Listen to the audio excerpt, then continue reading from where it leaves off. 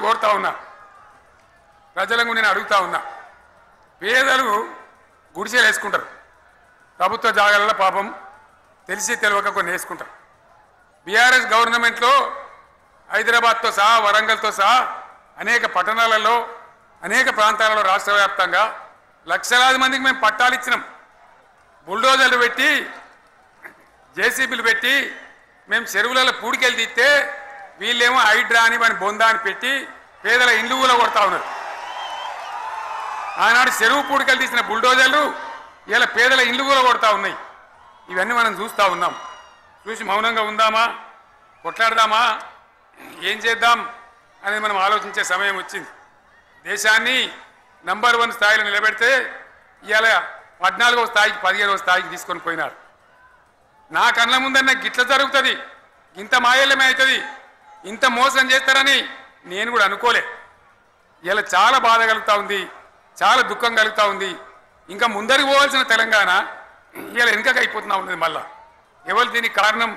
ఈ దుర్మార్గులు కాదా? నిలబెట్టి ఖచ్చితంగా అడగాల్సిన అవసరం ప్రజలకు లేదా? అడగాలి. ఎందుకోసం? టైం ఇవ్వాలని మేము కూడా టైం ఇచ్చినాం. ఏమంటారు?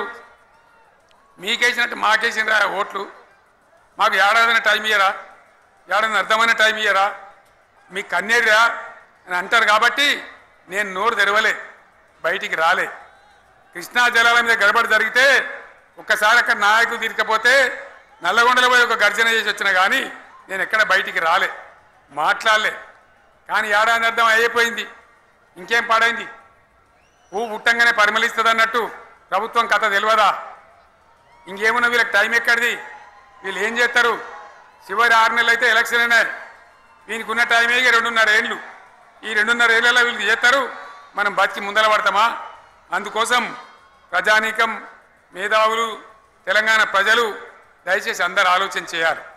ప్రతిభానులు కూడా ఆలోచన చేసి దీనికి పరిష్కారం ఏందో కనుక్కోవాలి. మేధావితో పనిచేయాలి, ఆవేశంతో కాదు. ఆవేశంతో మనం నినాదాలు ఇస్తే కాదు, ముళ్ళును ముళ్ళుతోనే తీయాల. యాడ ఓడగొడుతున్నామో గాన్నే వెతకాలి, ఎక్కడ జారిపోయిందో ఆన్నే మళ్ళీ దొరకబట్టాలి. ఆ నైపుణ్యం, ఆ స్థాయి ఇలా రావాలి. మళ్ళీ ఇప్పుడు ఏం చేస్తారు? మాట్లాడితే బీఆర్ఎస్ మీద బదనం, ఇక వశమైతే లేదురా అని భూములు అమ్మకానికి పెడతామంటు. అమ్మచ్చు, అత్యవసరమైతే కొన్ని అమ్మచ్చు. ప్రజలకు అవసరం లేని ఉంటే, విలువ వచ్చేది ఉంటే, ప్రజల పనుల కోసం కొన్ని అమ్మచ్చు.